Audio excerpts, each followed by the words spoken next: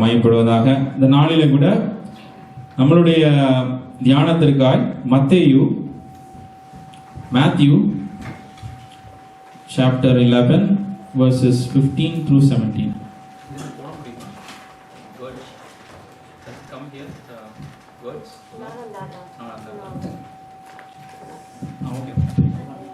அவர்கள் எருசலேமுக்கு வந்தார்கள். இயேசு தேவாலயத்திலே பிரவேசித்து ஆலயத்திலே விக்கிரகங்களையும் கொள்ளையிடர்களையும் துரத்தி விட்டு காசுக்காரருடைய பலகனையும் புறா விக்கிரகருடைய சாணங்களையும் கவிழ்த்து, ஒருவனும் தேவாலயத்தில் வழியாக யாதொரு பண்டத்தையும் கொண்டு வர விடாமல், என்னுடைய வீடு எல்லா ஜனங்களுக்கு ஜெப வீடு எனப்படும் என்று எழுதியிருக்கிறது இல்லையா? நீங்களோ அதை கள்ள புகழ் ஆக்குறீர்கள் என்று அவர்களுக்கு சொல்லி உபதேசித்தார். ஆமென். ஹல்லேலூயா. தயவு செய்து நீங்க I request all of you to listen. நான் முடிஞ்ச அளவுக்கு இங்கிலீஷ்லையும் தமிழ்லையும் சேர்ந்தே நான் பேசுகிறேன். But I request you to kindly listen.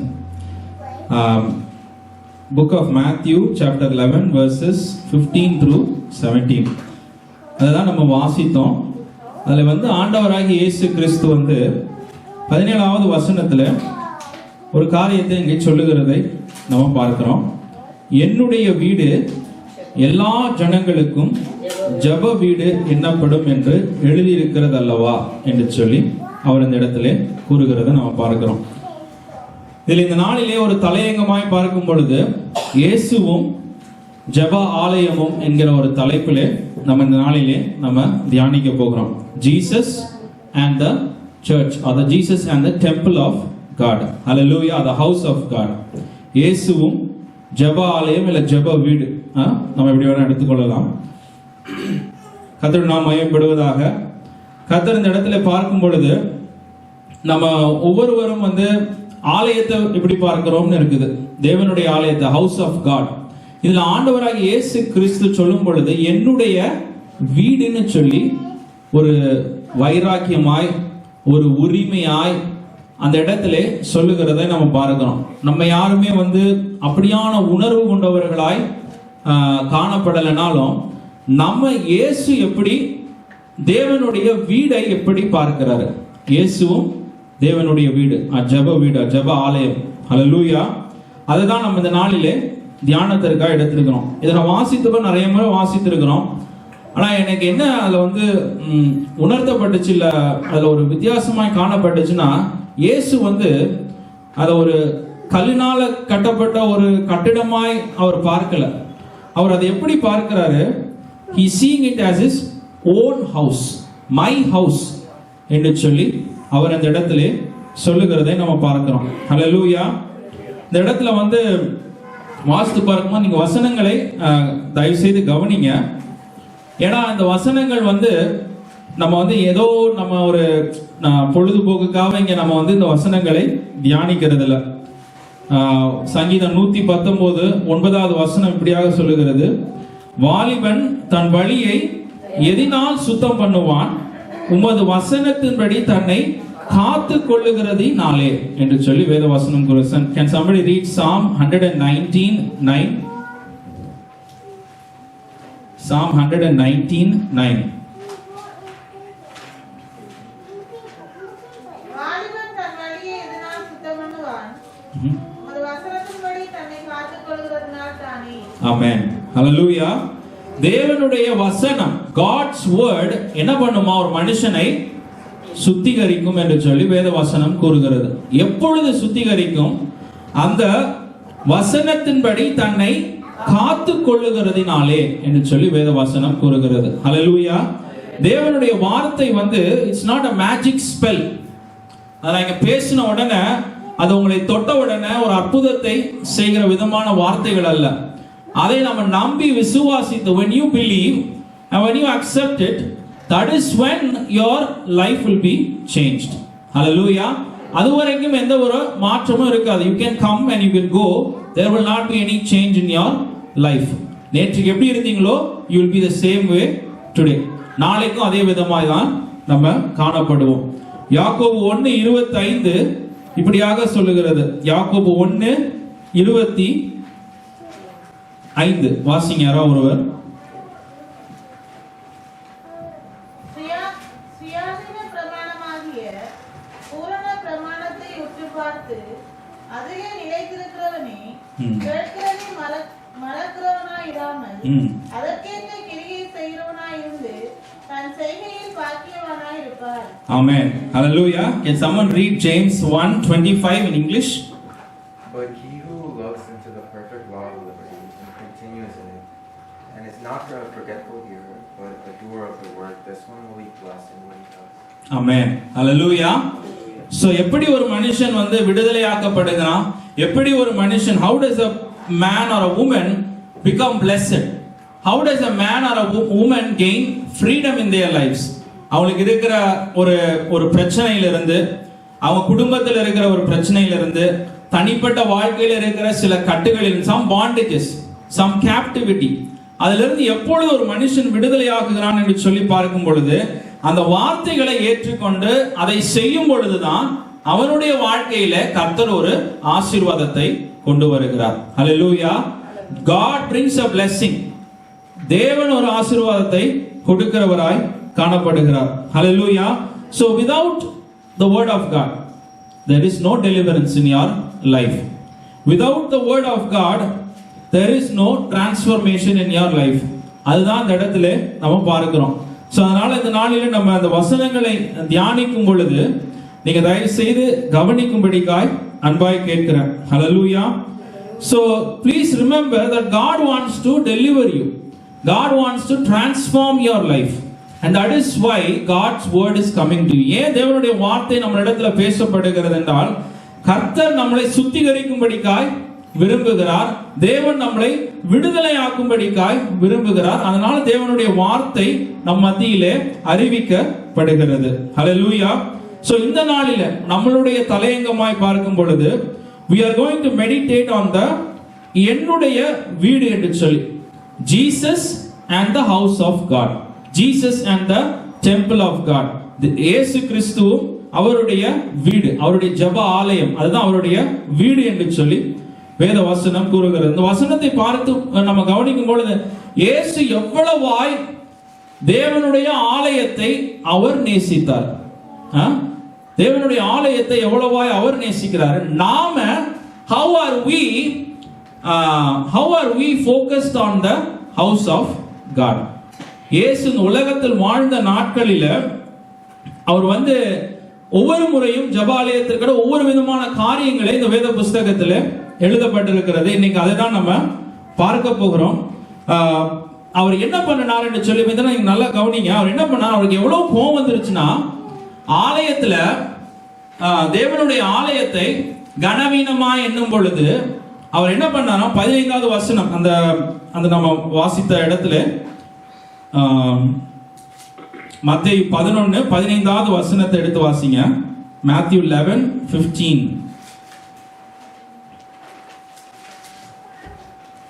கேட்கிறதுக்கு காதுள்ளவன் கேட்க. Matthew 11 அது Matthew 11:15. Sorry, John 2:15. I'm sorry, John 2:15. யோவான் 2:15. தமிழ்லயும் இங்கிலீஷ்ல எதை வேணாலும் வாசிங்க. ஒரு சவுக்கை உண்டு பண்ணி பாருங்க, அவர் என்ன பண்ணாரா, அவருக்கு எவ்வளவு கோபம் வந்துருச்சு பாருங்க. தேவனுடைய ஆலயத்தை when you are dishonoring or treating the house of God in a careless way, ஒரு ஹாஸ்பிட்டலுக்கு கொடுக்கிற மதிப்பு கூட, இல்ல ஒரு வேலை ஸ்தலத்துக்கு கொடுக்கிற ஒரு மதிப்பு கூட, ஒரு காலேஜுக்கு கொடுக்கிற மதிப்பு கூட நாம தேவனுடைய ஆலயத்துக்கு கொடுக்காத போது ஆண்டவர் எவ்வளவு கோபம் அடைந்து ஒரு கயிற்றை ஒரு சவுக்காய் உண்டு பண்ணினார் என்று சொல்லி வேதவசனம் கூறுகிறது. ஹல்லேலூயா. நினைச்சு பாருங்க, உங்க எல்லாரும் நீங்க எல்லாம் எத்தனை பேர் இங்க இயேசுவை விசுவாசிக்கிறீங்க? ஹல்லேலூயா. ஒரு ஆமென் சொல்லுங்களேன். சரி, ஓகே. எத்தனை பேர் இந்த வேத வசனத்தை அவர் சொல்லுகிற வசனம் 2 அல்ல 3 நாமத்தினாலே கூடி இருக்கிறீர்களோ அங்கே அவர் நடுவில் நான் இருக்கிறேன்னு சொல்லி எத்தனை பேர் விசுவாசிக்கிறீங்க? ஆமென். ஹல்லேலூயா. இப்போ இந்த இடத்துல இயேசு இருக்கிறாரு. ஓகே, நீங்க எல்லாம் விசுவாசிக்கிறீங்க. இப்ப இயேசு பார்க்கிறாரு, அவருடைய ஆலயத்தை அவர் பார்க்கிறாருங்க. அவர் இப்ப என்ன பண்ணுவார்? உங்களைய இறுக்கி அணைச்சுப்பாரா, இல்ல அவர் சவுக்கை உண்டு பண்ணி நம்மளை சாட்டையால நம்மளை அடிப்பாரா? ஏன்னா அதான் அவர் செய்தார். அதுதான் அவர் செய்தார். He did, there are only two things Jesus did there. ஒன்னு என்ன பண்ணாரு? He made a rope, a whip, and then he went and whipped everybody there and told them to get out of the house of God. If you believe that Jesus Christ is here, இந்த இடத்துல இயேசு இருக்கிறார்னு விசுவாசிக்கிறீங்க, will Jesus come and hug you and say I love you, you are awesome, you are best, or will he take a whip and he will beat us? என்ன பண்ணுவாருன்னு நினைக்கிறீங்க நீங்க? ஒவ்வொருத்தரும் நீங்க என்ன நிலைமையில வந்திருக்கிறீங்களோ அதை பொறுத்து தான் அவர் என்ன பண்ணணும்னு பார்ப்பாரு. இல்ல இப்ப நான் இந்த நிலைமையில வந்திருக்கணும் அதை பொறுத்து தான். ஆனா இதனுடைய சீரியஸ்னஸ் நம்ம புரிந்து கொள்ளணும். இந்த இடத்துக்கு வந்துட்டு இந்த இடத்துல உட்கார்ந்துக்கிட்டு நம்ம வேற எதையோ காரியங்களை பேசி சிந்தித்து இந்த இடத்துல உட்கார்ந்து இருக்கிறோம் என்றால் தேவனை கனவீனமா when we are sitting here, it is not enough that we are sitting here. We have to focus our mind, we have to focus our heart in worshiping the Lord. That is what is important. அங்க வந்து பார்க்கும் பொழுது கூட்டமா ஜனங்கள் இருந்தாங்க. ஆனா கர்த்தரை ஆராதிக்கிறதுக்கு யாரும் இல்லை. அந்த ஆராதனையை கெடுக்கிறதுக்கு என்ன பண்ணுவாங்களாம்? அந்த ஆலயத்துல ஒரு வசனம் போட்டிருக்கு. ஆலயம் வந்து இந்த சைடுல இப்போ உங்க வீடு எங்க இருக்குன்னு வச்சுக்கோங்க. ஆலயத்துடைய இந்த ஈஸ்ட் சைடுல இருக்குது. ஆலயத்தோட வெஸ்ட் சைடுல உங்க அக்கா வீடோ அண்ணன் வீடோ இருக்குன்னு வச்சுக்கோங்க. ஆலயத்தை சுத்தி போனா டைம் ஆயிருங்கிறதுனால என்ன பண்ணுவாங்களாம்? ஆலயத்திற்குள்ளேயே வந்து பொருட்களை டிரான்ஸ்போர்ட் பண்ணி, ஷார்ட்கட் இல்ல, இங்க ஒரு கேட் இருக்கு அங்க ஒரு கேட் இருக்கு. இந்த ஆலயத்தின் உள்ள வழியாவே they will take the produces. அங்க வந்து they know some family will cook. Instead of going around the church, they will come through the church. They will come through the temple. அந்த சைடு போய் என்ன பண்ணுவாங்களா? They will go and give it now. இதுக்கு தேவனுடைய ஆலயத்தை அவர் பிரயோஜனப்படுத்தினார்கள் என்று சொல்லி ஆண்டவராகிய இயேசு கிறிஸ்து இந்த மத்தேயு 11வது அதிகாரத்துல 15ல இருந்து 17வது வசனத்துல அவர் சொல்றார். பாருங்க ஜனங்கள் எப்படி இருக்காங்க பாருங்க.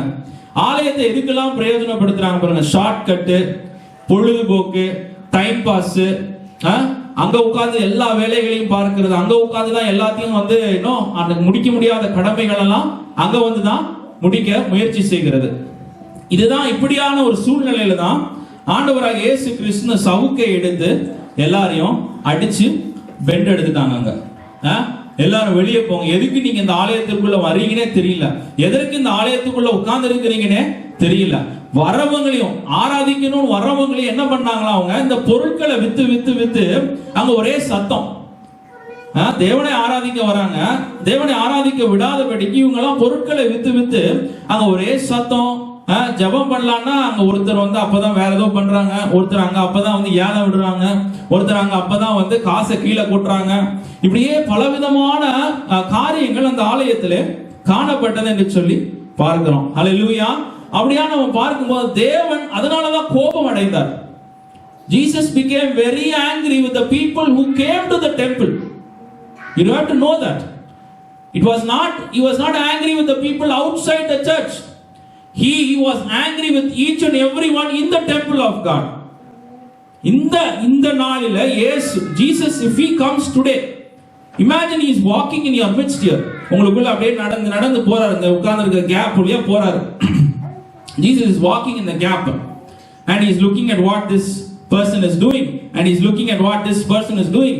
Everybody is doing their own thing. அவர் என்ன நினைப்பாரு? எதுக்கு நான் இந்த இடத்துக்கு வரணும்? அவர் பாட்டுக்கு போயிடுவாரு. எதற்கு நான் இந்த பிள்ளைகளுடைய ஜெபத்தை கேட்கணும்? எதற்கு நான் நடத்தணும்? நினைச்சு பாருங்க, அவர் சாட்டை எடுத்து இன்னைக்கு நம்ம எல்லாரையும் அடிச்சாருன்னா எப்படி இருக்கும்? ஒருத்தர் இருக்க மாட்டோம் அந்த இடத்துல. ஹல்லேலூயா. அந்த பயம் இல்ல நம்மளுக்குள்ள. We do not have the fear of God because we are not seeing Jesus as a person in our midst.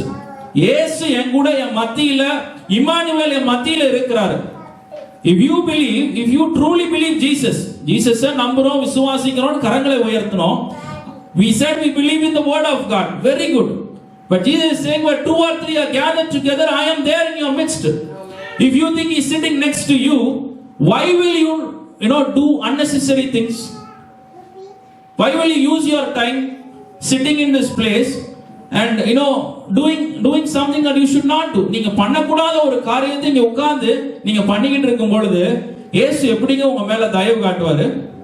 How will God show his mercy and grace towards us? We are dishonoring him. இங்க உட்கார்ந்துகிட்டு நம்ம தேவனுடைய நாமத்தை தூஷிக்கிறோம். அந்த இடத்துல உட்கார்ந்துட்டு வர்றவங்களும் நம்மளை பார்க்கிறாங்க, புதுசா வர்றவங்களும் நம்மளை பார்க்கிறாங்க, அடுத்தவங்க நம்மளை பார்க்கிறாங்க. நீங்க இங்க பண்ணும் பொழுது அவங்க ஆராதனையை நிறுத்திட்டு உங்களையே பார்க்கறாங்க.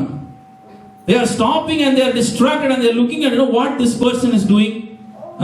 என்று சொல்லி அவன் பார்க்கிறான். பாருங்க, நீங்க ஒரு பக்கம் நம்ம பக்கம் ஒரு பக்கம் பிரச்சனை கிரியேட் பண்றது மட்டும் இல்லாம ஆராதிக்கணும்னு ஒரு வாஞ்சியோடு வராங்க பாருங்க. அவங்களையும் வந்து நம்ம என்ன பண்றோம்? We are trying to distract and push them out. ஹல்லேலூயா. அவங்களுக்கு எப்படிப்பட்ட விசுவாசம் அவங்களுக்குள்ள வரும்? என்ன விதமான நம்பிக்கை கர்த்தர் மேல உருவாகும்? என்ன விதமான நம்பிக்கை, பயம் இந்த ஆலயத்தின் மீது அவர்களுக்கு வரும்? வராது, ஒண்ணுமே வராது அவங்களுக்கு. அப்ப நம்ம ஜாக்கிரதை உள்ளவர்களா இருக்கணும். You have to know Jesus is seeing this place as his house. Listen to me. Jesus is saying that this is his house. இது அவருடைய வீடு. இங்க உட்கார்ந்துகிட்டு நம்ம வந்து if you do all the other things, it is of no use. லிட்டரலா அவர் நம்மளை வந்து சவுக்கு எடுத்து அடிக்கிறது போலதான். எனக்கு அது வாசிச்ச உடனே அதான் தோணுச்சு. அவருக்கு அவ்வளோ கோபம் வருது. ஆலயத்துல உள்ள உட்கார்ந்துருக்கிறவங்க மீது அவ்வளோ கோபம் வருது அவருக்கு. வெளியே இருக்கவங்களை அடிச்சிருந்தா கூட பரவாயில்ல, இந்த இயேசு அறியாதவங்க ஏதோ பண்றாங்க அடிச்சா பரவாயில்ல, உள்ள உட்கார்ந்துருக்கவங்களும் அவர் அடிக்கிறார். ஹல்லேலூயா. சோ ஜாக்கிரதை உள்ளவர்களாய் நம்ம இந்த நாளிலே இருப்போமாக. ஆண்டவர் ஆகிய இயேசு கிறிஸ்து ஆலயத்தை எப்படி பார்த்தார்? ஒரு 3 காரியத்தை நம்ம பார்க்க போறோம். எடுத்துக்கொள்ளுங்க. லூக்கா 22:53 வசனம். லூக் 22:53.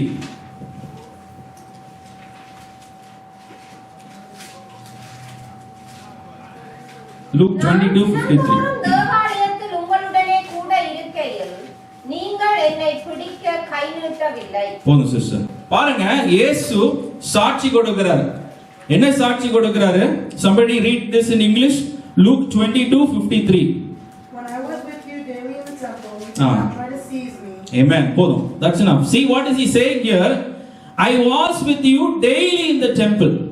தினந்தோறும் தேவாலயத்தில் உங்களோடு கூட இருக்கையில் என்று சொல்லி ஆண்டவராகிய இயேசு கிறிஸ்து சொல்லுகிறார். ஹல்லேலூயா.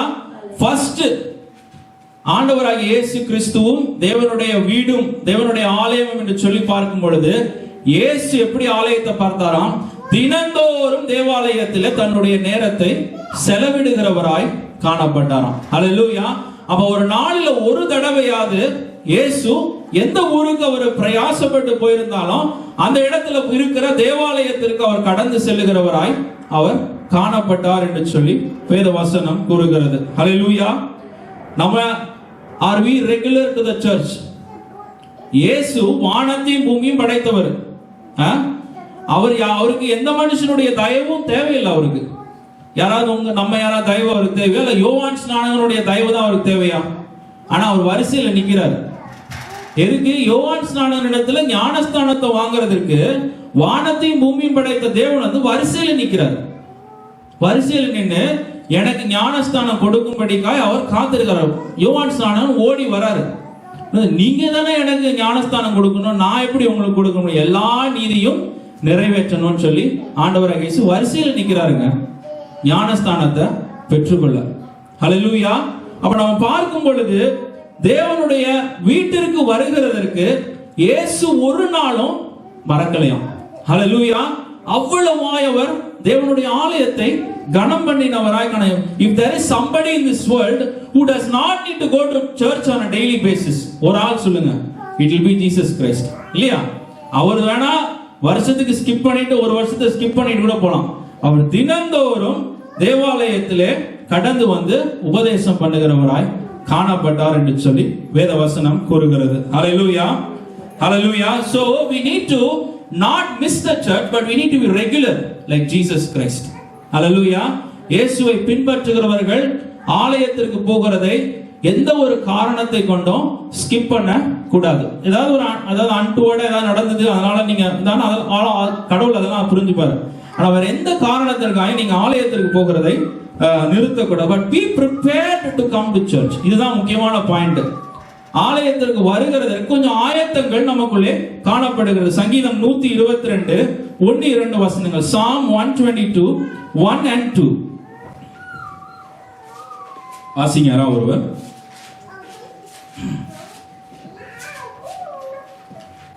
எனக்கு ஒத்தாசை தரும் பர்வதம். 122 1:2 Psalm 120. கர்த்தருடைய ஆலயத்துக்கு போவோம் வாருங்கள் என்று எனக்கு அவர்கள் சொன்னபோது மகிழ்ச்சியாய் இருந்தேன். எருசலேமே உன் வாசல்களில் எங்கள் கால்கள் நிற்கலாயிற்று. ஆமென். ஹல்லேலூயா. இந்த வசனத்தை பாருங்க, தாவீது சொல்லுகிறார் அந்த இடத்துல, கர்த்தருடைய ஆலயத்திற்கு போவோம் வாருங்கள் என்று எனக்கு அவர்கள் சொன்ன போது மகிழ்ச்சியா இருந்தேன். எருசலேமே உன் வாசல்களில் எங்கள் கால்கள் நிற்கலாயிற்று என்று சொல்லி அவர் பாருங்க. ஒரு இந்த காலத்தை விடுங்க, அப்போ இயேசுவின் காலத்துல ஒரு ஆலயத்திற்கு போனோம்னா, தேவனுடைய ஆலயத்திற்கு எருசலேமுக்கு போனோம்னா ஒரு வருஷத்துக்கு they go only once every year. ஒரு வருஷத்துக்கு ஒரு தடவை தான் போவாங்க. அப்ப நினைச்சு பாருங்க, அந்த வருஷத்திற்கு ஒரு தடவை போறதுக்கு ஆலயத்திற்கு அவர்கள் வந்து வருஷம் முழுவதையும் அதை நோக்கி வேலை நடத்துறாங்க.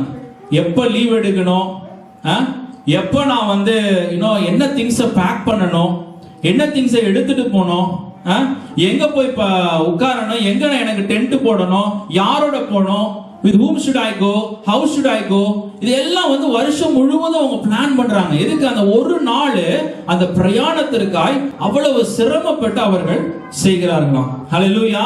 இவ்வளவு சிரமப்பட்டு அந்த ஒரு நாளை கனம் பண்ணுவது, அதுக்காக கரெக்டான பலிகளை எடுத்துட்டு போனோம். இங்க இருந்து வீட்டுல இருந்தே எடுத்துட்டு போனோம், எல்லாத்தையும் லஞ்ச் கட்டிட்டு போனோம்.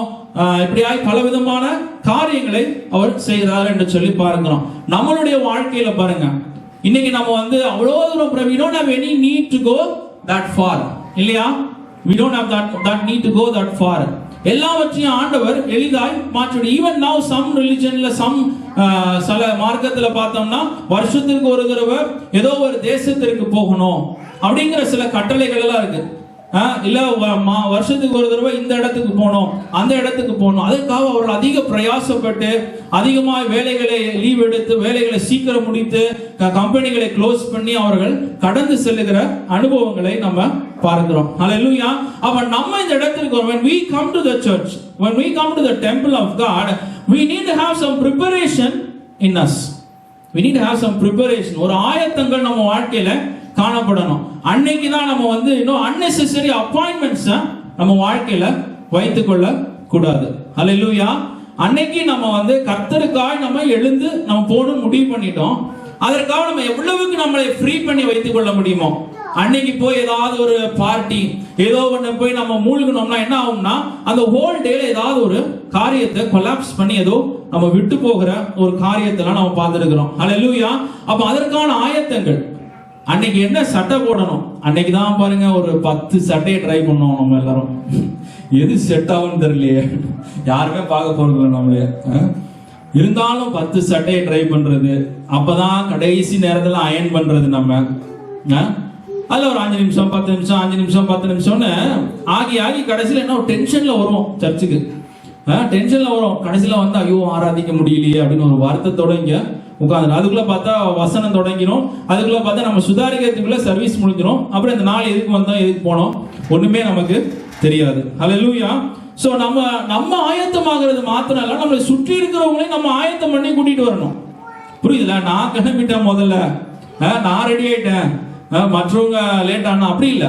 உங்களை சுற்றி இருக்கிறவங்களை யூ ஹேவ் டு ப்ரிப்பேர்.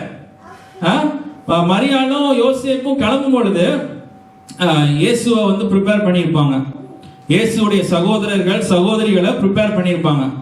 எல்லாரையும் ப்ரிப்பேர் பண்ணி அந்த என்னெல்லாம் கரெக்ட் பண்ண முடியுமோ அந்த வாரத்தில் அவங்கள என்னெல்லாம் தாஜா பண்ண முடியுமோ. ஏன்னா தூக்கி அப்பதான் நான் வரல அப்படின்னும், ஒரு பிள்ளை நான் வரல இன்னைக்கு அப்படின்னும், இன்னொரு பிள்ளை நான் வரல அப்படின்னும். பாருங்க அந்த வாரம் முழுக்க அவங்கள தாஜா பண்ணி கடைசியில் எப்படியாவது வாரத்துல அந்த ஒரு நாள் கூட்டிட்டு வர்றதுக்காக எவ்வளவு ப்ரிப்பரேஷன்ஸ் அவள் பண்ண வேண்டியதா இருக்கு. அந்த பிள்ளைகளுடைய கண்களில் உங்களுக்கு தயவு கிடைக்கணுங்கிறது அந்த பிள்ளைகளுக்கு ஏதாவது ஒன்று செய்யறது, அப்பா அம்மாவுக்கு ஏதாவது, சகோதரிக்கு ஏதாவது செய்யறது, ஃப்ரெண்ட்ஸுக்கு ஏதாவது செய்யறது, எப்படியாவது அவங்களை தாஜா பண்ணி இங்க நம்ம கூட்டிட்டு வந்துடணும் என்று சொல்லி அப்படியே சில ஆயத்தங்கள் நம்மளுடைய வாழ்க்கையில இருதயத்துல இருக்கணும். ஹல்லேலூயா. நாங்க வந்து சின்ன வயசுல நாங்க போகும் பொழுது எங்க அப்பா ஒரு ஸ்கூட்டர் வச்சிருப்பாங்க, கைனடிக் ஹோண்டா. கேள்விப்பட்டீங்களா Kinetic Honda? I don't know if you heard about Kinetic Honda. I had ஒரு கைனடிக் ஹோண்டா, ஒரு ஹீரோ இம்பாக்ட் சைக்கிள் இருக்கும். அந்த கைனடிக் ஹோண்டால 3 பேர் தான் உட்கார முடியும். எங்க அம்மா அப்பா என் தங்கச்சி. நான் வந்து சைக்கிள், எனக்கு சைக்கிள் தான். ஸோ 8 கிலோமீட்டர் வந்து காலையில சர்வீஸுக்கு நான் வந்து பெடல் அடிச்சுட்டு போனோம். எவ்வளவு வேகமா போவேன்னா நான் வந்து அப்ப நமக்கு தெரியாது எவ்வளவு வேகமா போவேன்னா எங்க அப்பாவுடைய ஸ்கூட்டர் போய் சேர்றதுக்கு முன்னாடி நான் போய் சேர்ந்துருவேன். அவ்வளோ வேகமா பெடல் அடிச்சுட்டு போவேன். அதே போல திரும்பி வரும்பொழுது அதே வேகத்தோட கூட திரும்ப 8 கிலோமீட்டர்ஸ் அப் 8 கிலோமீட்டர்ஸ் டவுன்.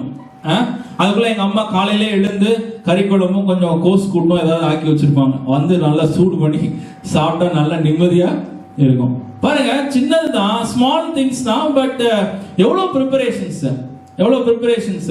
காலையில எழுந்து அவங்க சாப்பாடெல்லாம் ஆக்கி ஃப்ரெஷ்ஷா ஆக்கி அன்னைக்கு காலையில எழுந்து சாப்பாடை ஃப்ரெஷ்ஷா ஆக்கி வந்த உடனே அதை சூடு பண்ணி நமக்கு கொடுத்து நம்மளை வந்து என்ன பண்றாங்க, உற்சாகப்படுத்துறாங்க. அல்லேலூயா. அது போலதான் நம்மளுடைய வாழ்க்கையிலையும் சில ப்ரிப்பரேஷன்ஸ் நம்ம வாழ்க்கையில காணப்படணும். அல்லேலூயா. நம்ம கூட இருக்கவங்கள, நம்ம ஃப்ரெண்ட்ஸ், அவங்கள தாஜா பண்ணி எப்படியாவது கரெக்ட் பண்ணி அவங்கள எப்படியாவது ஒரு அன்பு கூறி விசாரிச்சு அவங்கள எப்படியாவது நம்ம அழைத்துட்டு வர முயற்சி எடுக்கிறோம். அல்லேலூயா. we need to take the effort. இயேசு ஒவ்வொரு நாளும் ஆலயத்திற்கு கடந்து சென்றாங்க. ஒவ்வொரு நாளும் தேவாலயத்துல அவர் போதித்தவராய் காணப்படுகிறார். நமக்கு வாரத்துக்கு ஒண்ணுதான் ஆண்டவர் கேட்கிறார், ஒரு முறை தான், 2 hours. அதற்கு நம்ம என்ன ப்ரிப்பேர் பண்ணணும், எப்படி நான் கிளம்பணும், எப்படி என் பிள்ளைகளை, எப்படி என்னுடைய தாய் தகப்பனை, எப்படி நான் எல்லாரும் என் ஃப்ரெண்ட்ஸ் எப்படி கரெக்ட் பண்ணணும், இப்படியான சிந்தனை நம்மளுக்கு வாரம் முழுக்க ஓடிக்கிட்டே இருக்கணும். அல்லேலூயா. அப்ப நம்ம கிளம்பி வரும்பொழுது ஒரு நல்ல ஒரு சந்தோஷத்தோடு நானும் என் வீட்டாருமோ இல்ல நான் ஃப்ரெண்ட்ஸோ என்னுடைய ரிலேட்டிவ்ஸோ எல்லாரையும் கூட்டிட்டு நான் வருகிற ஒரு அனுபவம் என் வாழ்க்கையில காணப்படணும். அல்லேலூயா.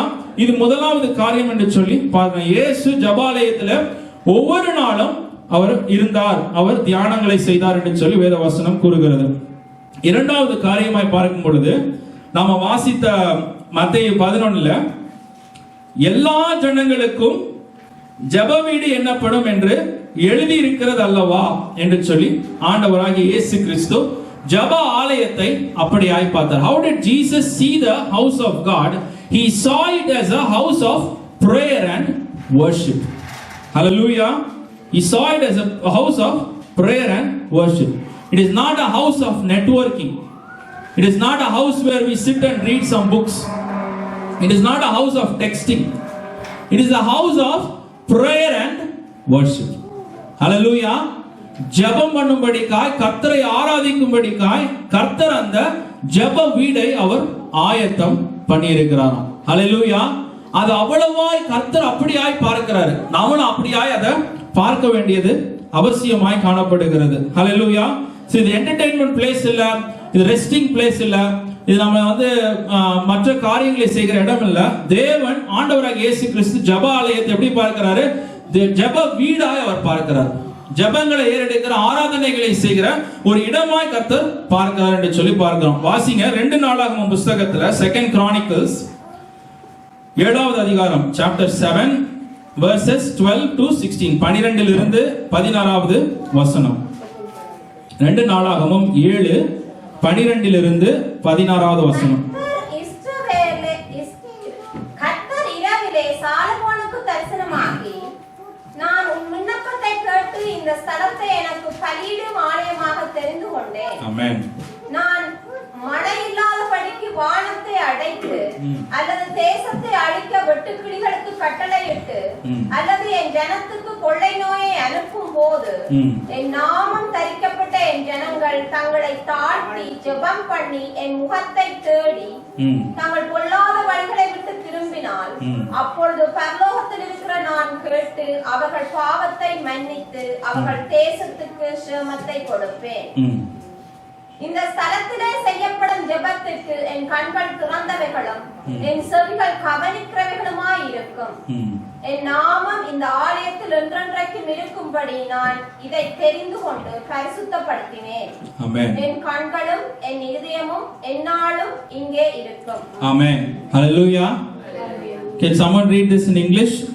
2 Chronicles 7 verses 12 through 16.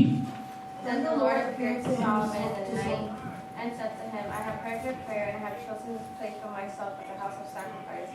When I shut off the heavens so that there is no rain, or command the locusts to devour the land, or send pestilence among my people, if my people who are called by my name humble themselves and pray and seek my face and turn from their wicked ways, then I will hear from heaven and will forgive their sin and heal their land. Amen.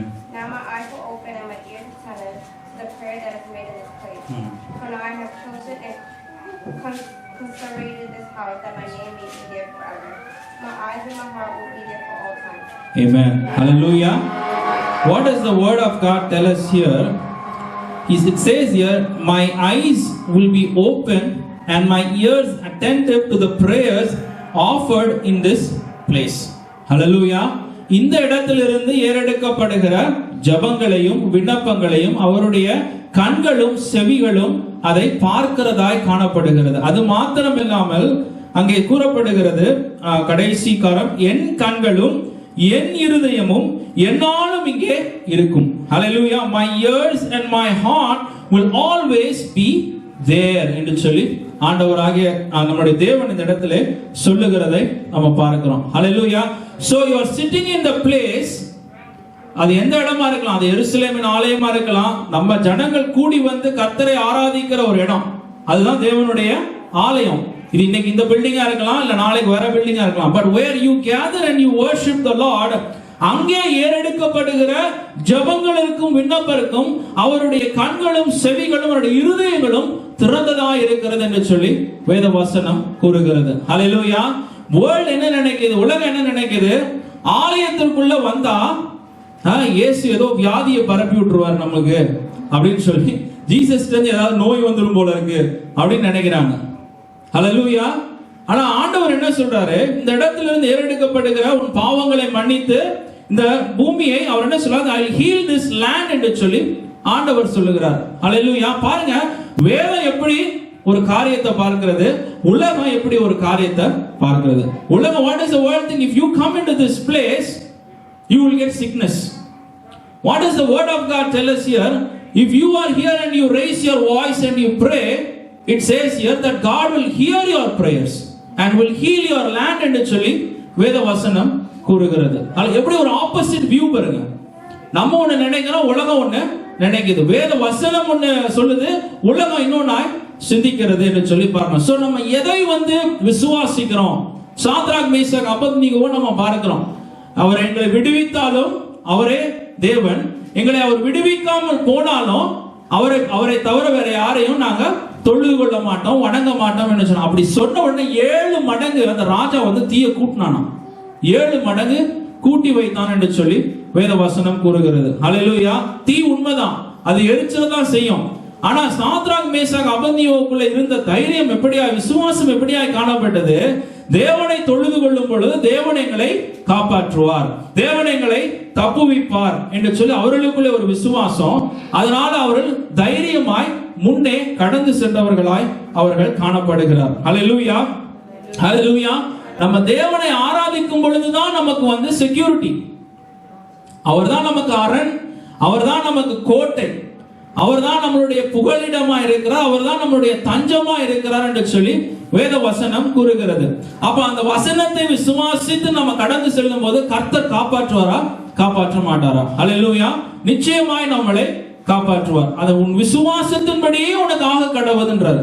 நீ விசுவாசித்தால் தேவனுடைய மகிமையை காண்ப. நீங்க எல்லாம் விசுவாசித்து வந்திருக்கிறீங்க, கர்த்தர் உங்களை இதுவரைக்கும் பாதுகாத்து நடத்தி இருக்கிறார். ஹல்லேலூயா. எப்படி வந்தீங்க, எப்படி வந்தீங்க? உங்க சொந்த பலத்துல, ஞானத்துல, அறிவில் இல்ல. தேவனுடைய ஆலயத்திற்கு போறோம், தேவன் என்னை பாதுகாப்பாரு. ஹல்லேலூயா.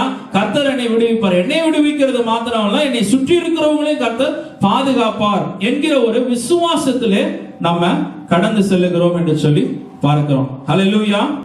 ஹல்லேலூயா. ஆண்டவராகிய இயேசு கிறிஸ்து பாருங்க, ஜெப ஆலயத்திலே அவர் கடந்து செல்லும் போது, தேவனுடைய ஆலயத்தில் கடந்து செல்லும் போது அவர் ஜெபிக்கிறது மாத்திரம் இல்லாமல் வேதம் கூறுகிறது, லூக்கா 18:10 வசனத்திலே வேதம் கூறுகிறது. வாசியம் லூக்கா 18:10. 2 மனுஷர் ஜெபம் பண்ணும்படி தேவாலயத்திற்கு போனார்கள், ஒருவன் பரிசேயன், மற்றவன் ஆயக்காரன் என்று சொல்லி ஆண்டவராகிய இயேசு கிறிஸ்து ஒரு உவமையாய் சொல்றாங்க.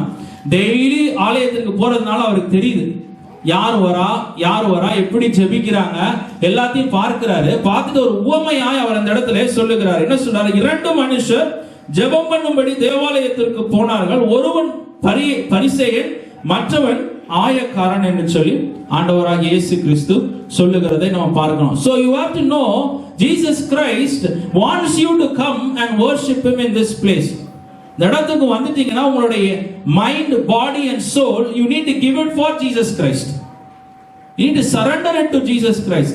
This is not the place for you to have fun. This is not the place for you to enjoy. There are places outside. அதற்குன்னு இடங்கள் வெளியே இருக்குது. அதற்குன்னு டைம் இருக்குது நமக்கு. But this is the place to worship. Jesus says this is the house of prayer. And he says, when I come into the temple, I am watching the people pray. இந்த மனுஷன் எப்படி ஜெபிக்கிறான்? How is this person? How is this girl? How is this woman? How is this man praying? எல்லாவற்றையும் ஆண்டவர் பார்க்கிறவராய் காணப்படுகிறார். ஹalleluya. தேவாலயத்திலே உட்கார்ந்து ஆண்டவர் கவனிக்கிறவராய் காணப்பட்டார். ஹalleluya. இந்த இடத்துல இயேசு இருக்கிறார்னா உங்களை அவர் கவனிக்கிறார். ஹalleluya. God is watching you. அது உவமையா நீங்க எடுத்துக்கொள்வது ஒரு பக்கம், நிஜத்துல நீங்க பாருங்க, இயேசு இங்க உட்கார்ந்து சீட்டு போட்டு உட்கார்ந்து நம்ம எல்லாரையும் பார்த்துட்டு இருக்காரு. He is just seated here. We cannot see him, I cannot feel him, I cannot touch him, but he is seated here and he is watching you. He is looking at your prayer, he is looking at your worship. எப்படி செய்றீங்க, என்ன செய்றீங்கன்னு சொல்லி ஆண்டவர் பார்க்கிறாரு. ஒருத்தன் பரிசேயனா ஆராதிக்கிறான், ஒருத்தன் எப்படி ஆராதிக்கிறான்? ஆயக்காரனாய் கர்த்தரை ஆராதிக்கிறான். ஹalleluya, ஹalleluya.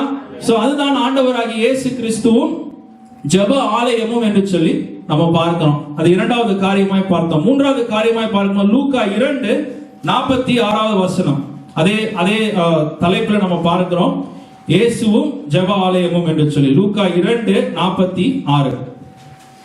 3 நாளைக்கு பின்பு அவர் தேவாலயத்திலே போதகர் நடுவிலே உட்கார்ந்திருக்கவும் அவர்கள் பேசுகிறதை கேட்கவும் அவர்களை வினாவும் கண்டார்கள். ஆமென், ஹalleluya. இயேசு என்ன பண்ணாங்களாங்க? Everybody, can someone read this in English? Luke 2:46. Now Saul was there. After 3 days they found him in the temple, sitting in the midst of the teachers, both listening to them and asking them questions. Amen, hallelujah. What was Jesus doing in the temple? What was Jesus doing in the temple?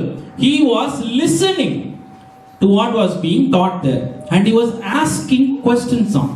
Hallelujah. அவர் notes எடுத்துக்கிட்டு வீட்ல போய் பார்க்கிறாரு, யோசிக்கிறாரு, திரும்ப daily question கேட்கிறவராய் காணப்படுகிறார். Hallelujah. He was a teenager. He was a teenager. But look how he was. Look அவர் எப்படி behave பண்ணாரு பாருங்க. He was a teenager. அவர் நினைச்சிருந்தா he could have done a lot of things. He could have done other things like any other teenager in his age. But what did Jesus do?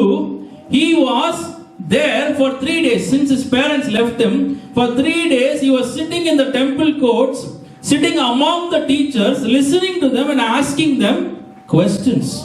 Hallelujah, hallelujah.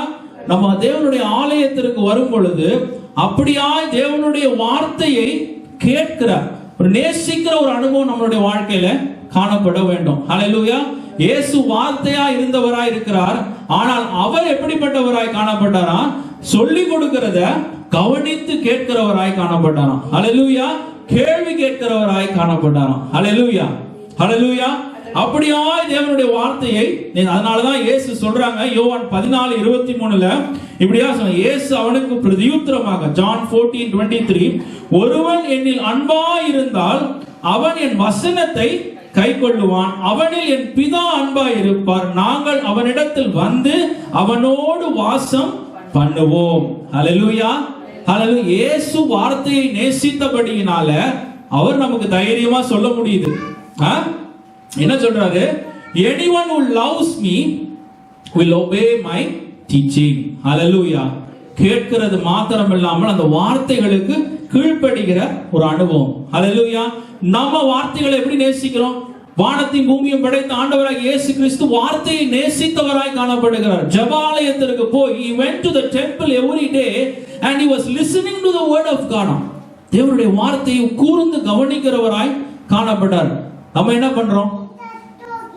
நம்ம பைபிளை திறந்து எத்தனை நாட்கள் ஆகுது, எத்தனை வாரங்கள் ஆகுது, எத்தனை மாதங்கள் ஆகிறது, எத்தனை வருஷங்கள் ஆகிறது? நம்ம சிந்தித்து பார்க்கணும். ஹalleluya. நீங்க சிந்தித்து பாருங்க, இயேசு இப்படி பண்ணாருன்னா நீங்க எவ்வளவு பண்ணணும்? இயேசு அப்படி பண்ணாரா நான் எவ்வளவு பண்ணணும்? அப்ப அந்த உணர்வு நமக்குள்ள இல்லை. இயேசு ஜெபாலயத்திற்கு போகும் பொழுது வேத வசனங்களை எப்படியாவது கேட்டு தெரிஞ்சு புரிஞ்சு அதன்படி நடக்கணும் அப்படிங்கிற ஒரு உள்ளுக்குள்ள ஒரு வாஞ்சையோட கூட அவர் போகிறார். அதனால தேவனுடைய கண்களில் அவருக்கு கிருபை கிடைக்கிறது, மனுஷனுடைய கண்களில் அவருக்கு என்ன கிடைக்கிறது? தயவு கிடைக்கிறது. ஹalleluya. இயேசுக்கு நம்ம கண்ணில் தயவு தேவையா? ஆனா அவர் தயவு கிடைக்கிறது. ஏன்னா அவர் நல்லா கவனிக்கிற ஒரு மனுஷனாய், கூர்ந்து கேட்கிற ஒரு மனுஷனாய், நோட்ஸ் எடுக்கிறவராய், அதை எழுதி, அதை குறிப்பு சைடில் எழுதி, அதை நாளைக்கு போய் வீட்டுக்கு போய் அவர் தியானிக்கிற ஒரு மனுஷனாய் காணப்பட்டார் என்று சொல்லி வேதவசனம் கூறுகிறது. Hallelujah. If you have not opened your Bible for days, for weeks, for months, you have to reflect, you have to rethink your life. If you say you love Jesus, இயேசுவா என்னை நேசித்தனா அந்த வார்த்தைகளை வாசிக்கிறதும் கை கொள்ளுகிற ஒரு அனுபவம் உனக்குள்ளே காணப்படும். அப்ப அந்த வார்த்தைகளை திறக்கிற அனுபவமே உனக்குள்ள இல்லைன்னா அப்ப நீ இயேசுவை நேசிக்கல. அப்ப நீ நேசிக்கிற இயேசு வேற யாரோ. நீனே உன் மனசுல ஒரு இயேசுவை, நாமளே ஒரு மனசுல ஒரு இயேசுவை உருவாக்கினோம். நம்மளுக்கு ஏத்த விண்ணமாய், நம்மளுக்கு பிடிச்ச மாதிரி ஒரு இயேசுவை உருவாக்கிக்கிறோம்.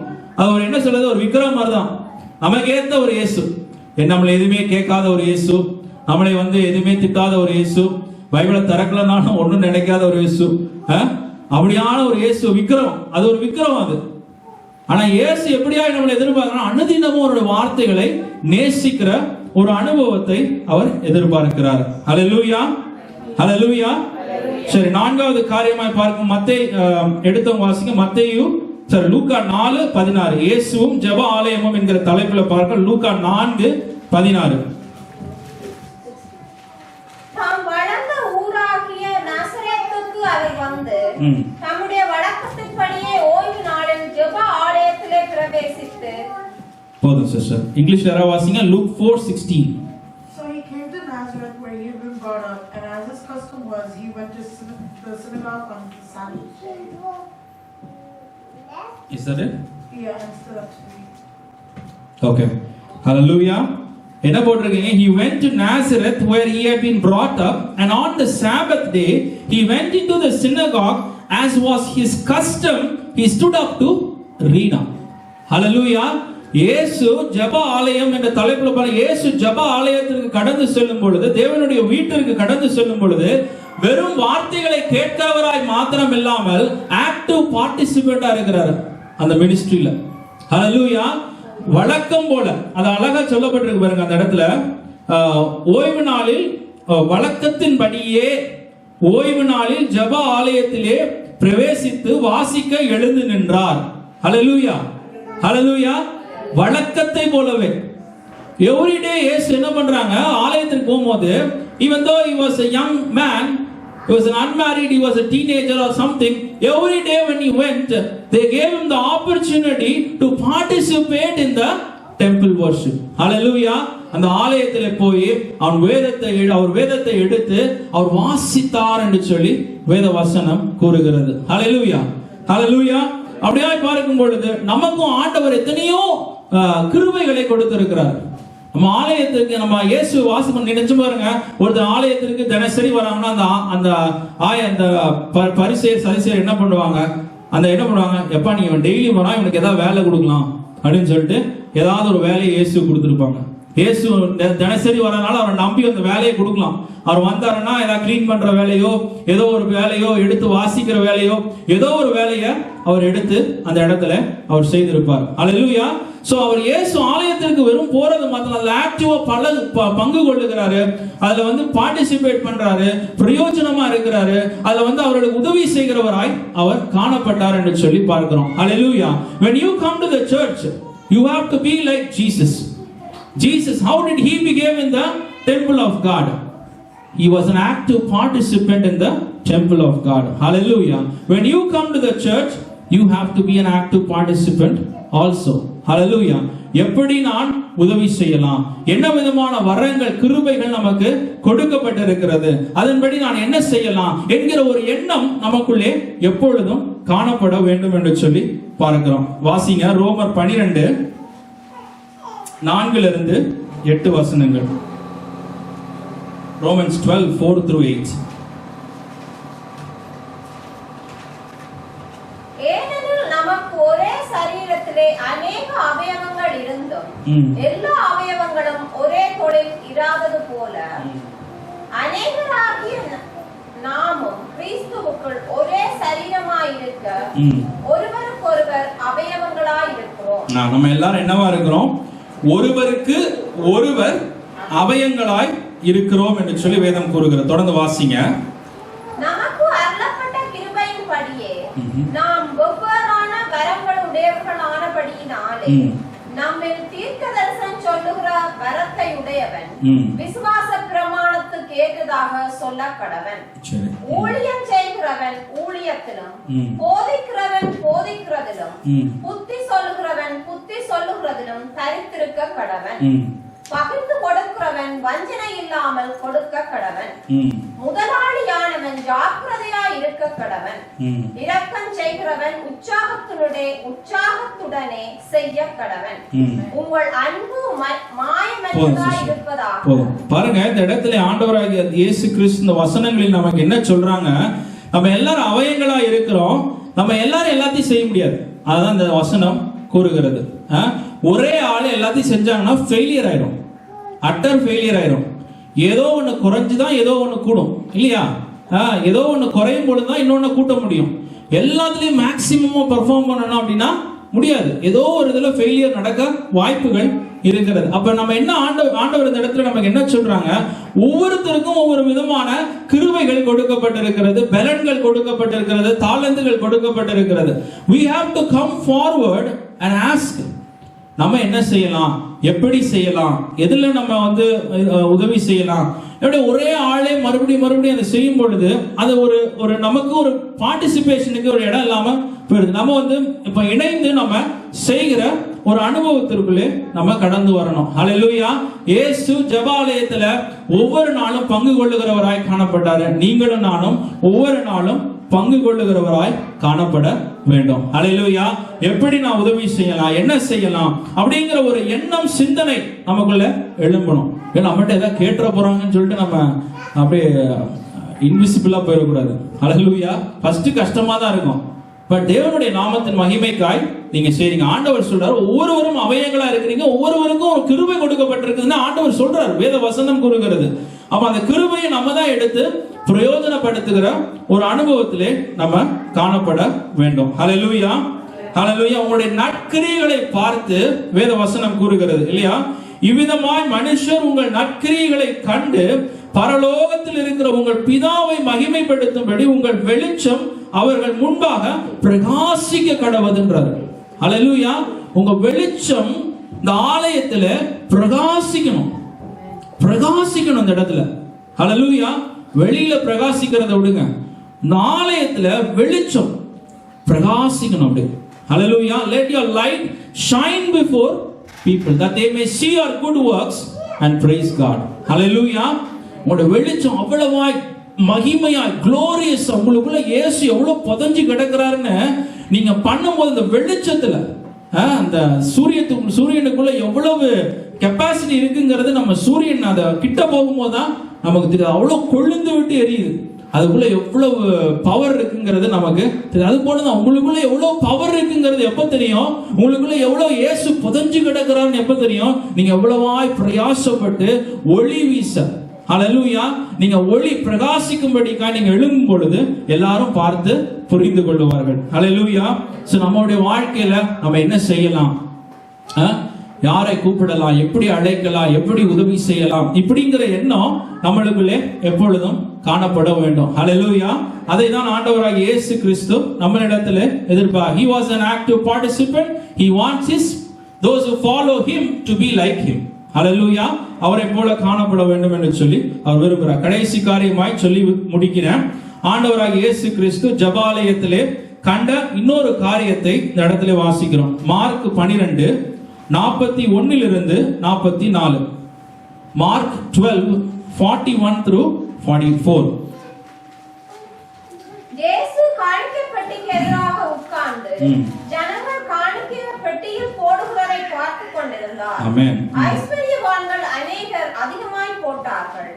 ஏழையான ஒரு விதவையும் வந்து ஒரு துட்டுக்கு சரியான 2 காசை போட்டாள். அப்பொழுது அவர் தம்முடைய சீஷரை அழைத்து, காணிக்கை பெட்டியில் பணம் போட்ட மற்றெல்லாரை பார்க்கிலும் இந்த ஏழை விதவை அதிகமாய் போட்டாள் என்று மெய்யாகவே உங்களுக்கு சொல்லுகிறேன்.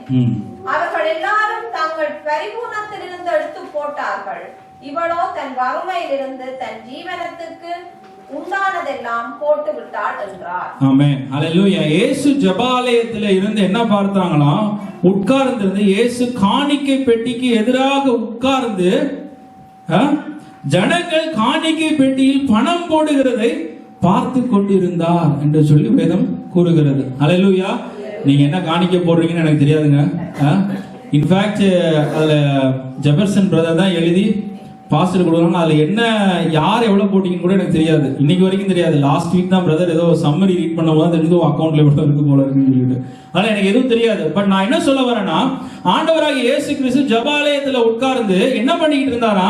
காணிக்கை பெட்டியில் பணம் போடுகிறவர்களை கர்த்தர் பார்த்து கொண்டிருந்தார் என்று சொல்லி ஜெபாலயத்திலே ஆண்டவர் செய்த இன்னொரு காரியத்தை வேதம் கூறுகிறது. ஹalleluya. ஹalleluya. ஆமென். இருக்கிறீங்களா? ஆமென். ஹalleluya. இந்த காணிக்கையை பத்தி பேசும்போது கொஞ்சம் பயம் வருது எனக்கு. இவ்வளவு நேரம் அடிச்சு பேசிட்டேன், இப்போ காணிக்கையை பத்தி பேசும்போது இவருக்கு ஏதோ கமிஷன் கிடைக்கும் போகுது அப்படின்னு நினைச்சிட கூடாதீங்க. ஹalleluya. எனக்கு ஒண்ணுமே தெரியாதுங்க, நான் சும்மா பொதுவா தேவனுடைய வார்த்தையிலிருந்து எடுத்து சொல்றேன். ஹalleluya. சோ பார்க்கும் பொழுது இந்த ஸ்திரீ, இந்த விதவை ஸ்திரீ வந்து பார்க்கும் பொழுது அவளுக்கு இருந்த ஒரு பெக்யூலியர் இது என்னன்னா, அவளுக்கு நிரந்தர சம்பளம் கிடையாது, மந்த்லி வேஜஸ் கிடையாது. அவளுக்கு அன்னைக்கு வேலை செஞ்சு அவர் பிழைக்கிற ஒரு ஸ்திரீ. அவரோட கையில இருந்தது அவ்வளவுதானா. இயேசு சாட்சி கொடுக்கிறாங்க, அவருடைய ஜீவனுக்கு இருந்த பணத்தை அடுத்த நாள் whatever she had for the next day for her life she put it in the offering box. Hallelujah. இயேசு சொல்றாங்க, அதை பார்த்து Jesus was so happy. Hallelujah. Jesus felt so honored by the action of this one woman. அதில் எத்தனையோ பேர் லட்சக்கணக்கான பணங்களை போட்டாங்களாம், கோடிக்கணக்கான பணங்களை போட்டாங்களாம். ஆனா அந்த ஒரு ஸ்திரீ தன்னுக்கு ஜீவனுக்கு இருந்த பணத்தெல்லாம் போட்டு ஆண்டவரை மகிமைப்படுத்தினதை ஆண்டவராகி இயேசு கிறிஸ்து உட்கார்ந்து நம்மெல்லாம் ஜெபிக்க தான் நம்ம ஜெபம். ஆண்டவர் உட்கார்ந்து காணிக்கை பெட்டியில யார் என்ன போடுறாங்கன்னு ஆண்டவர் பார்க்கிறாரு. ஹalleluya. ஹalleluya. அப்ப நம்ம எவ்வளவு ஜாக்கிரதையாய் இருக்க வேண்டியதா இருக்கிறது. ஹalleluya. நம்ம ஒரு வசனத்தை கூட வாசிக்கலாம், எல்லாருக்கும் தெரிந்த வசனத்தை வாசிக்கும் பொழுதே கொஞ்சம் கூச்சமா தான் இருக்கும் நமக்கு. மல்கியா 3:8 வசனங்கள். Book of Malachi chapter 3 verses 8 through 10. இன்னும் ஒரே ஒரு வசனம் தாங்க இருக்குது, முடிக்க போறோம். இதுக்கு அப்புறமா ஒரே ஒரு வசனம் தான் இருக்குது. மல்கியா 3:8 மனுஷன் தேவனை வஞ்சிக்கலாமா? ஆமா. நீங்களோ என்னை வஞ்சிக்கிறீர்கள். எதிரே உம்மை வஞ்சித்தோம் என்கிறீர்கள். தசம பாகத்திலும் காணிக்கையிலும் தானே. நீங்கள் சபிக்கப்பட்டவர்கள். ஜனத்தாராகிய நீங்கள் எல்லோரும் என்னை வஞ்சித்தீர்கள். என் ஆலயத்தில் ஆகாரம் உண்டாயிருக்கும்படி தசம பாகங்களை எல்லாம் பண்டகசாலையிலே கொண்டு வாருங்கள். அப்பொழுது நான் வானத்தின் பலகணிகளை திறந்து இடம் கொள்ளாமல் போகும் மட்டும் உங்கள் மேல் ஆசீர்வாதத்தை வருஷிக்க மாட்டேனோ என்று அதனால் என்னை சோதித்து பாருங்கள் என்று சேனைகளின் கர்த்தர் சொல்லுகிறார். ஆமென். ஹalleluya. தேவன் என்ன சொல்றார் இந்த இடத்துல? உங்களுடைய காணிக்கைகளையும் உங்களுடைய தசன பாகங்களையும் நீங்க தேவனுடைய ஆலயத்தில் அவரோட வீட்டிற்கு எடுத்துட்டு வந்து நீங்க கொடுக்கணும் என்று சொல்லி ஆண்டவர் சொல்லுகிறதை நம்ம பார்க்கிறோம். ஒரு வாக்குத்தத்தமாய் ஆண்டவர் கூறுகிறதை நம்ம இந்த இடத்துல நம்ம வாசிக்கிறோம். ஹalleluya. வேத புத்தகத்துல 2 வாலிபர்களை குறித்து வேதம் கூறுகிறது. இந்த 2 வாலிபர், 2 teenagers were there in the Bible. The 2 teenagers வந்து, one teenager was always giving the best, was giving the first fruits to God. The second teenager was always giving the whatever he could find, something he used to give something. But ஆண்டவர் what did God do? He blessed the one teenager, அந்த வாலிப வயசுல that young man was able to give the best fruits, the first fruits to God, Abel, right? And Cain was not giving. Coin அப்படியான காணிக்கைகளை தேவனிடத்திலே அவன் கொடுக்கவில்லை என்று சொல்லி பார்க்கிறோம். ஹalleluya. அப்படியாய் பார்க்கும் பொழுது ஒரு வாலிபனுக்கு கர்த்தர் இவ்வளவான ஞானத்தை கொடுத்திருக்கிறார். Some of you are teenagers, some of you are going or earning money now, right? Are you like Cain or are you like Abel? Are you like Cain or are you like Abel? நீங்க சொல்லுங்க, what are you like? You buy the best things, you buy the best shoes, you buy the best that, best this, everything, all right. But when it comes to God, Are you like are you a young man like Cain, young woman like that, or you are like Abel? நீங்க சிந்தித்து பாருங்க. You need to think. You need to think. There are examples in the Bible about young people who have been very, very upright and honest with God, who worshipped God like anything. இன்னைக்கு பெரியவங்க வளர்ந்தவங்க கூட ஆபேலை போல செய்யறதில்லை. ஆபேல் ஒரு வாலிபனாய் காணப்பட, even though he was a young man, he had the maturity of a grown up person. ஆவிக்குரிய விதமாய் அவன் வளர்ந்தவனாய் காணப்பட்டான். Coin வளர்த்தியில பெருசா இருந்தாலும் ஆவிக்குரியதுல அவன் வளர்ச்சி இல்லாதவனாய் காணப்பட்டான். ஹல்லேலூயா. அப்ப நம்மளுடைய வாழ்க்கையில நம்ம கூர்ந்து கவனிக்கணும். அது நான் ஒரு பெருமைக்காக சொல்லல, பட் இந்த 15 வருடம் நான் சம்பாதிக்க ஆரம்பிச்சு ஒரு 15 இயர்ஸ் ஆகுது. ஒரு நாளும் அந்த தசன பாகத்தை கொடுக்க தவறினதே இல்லை. ஹல்லேலூயா. ஒரு நாள் தானே எல்லாம் நீங்க எல்லாம் செய்யறதுதான். பட் அதை நினைச்சு பார்க்கும்போது கர்த்தர் நம்ம ஞானமா செஞ்சோமா அறிவா செஞ்சோமான்னு தெரியல.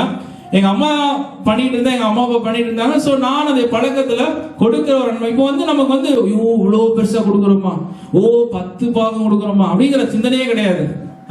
வாட் எவர் வி கெட், ஐஆர்எஸ்ல திடீர்னு ரீஃபண்ட் வந்தா கூட அதை கூட அதுல ஒரு 1/10. So we should be always thinking giving to God.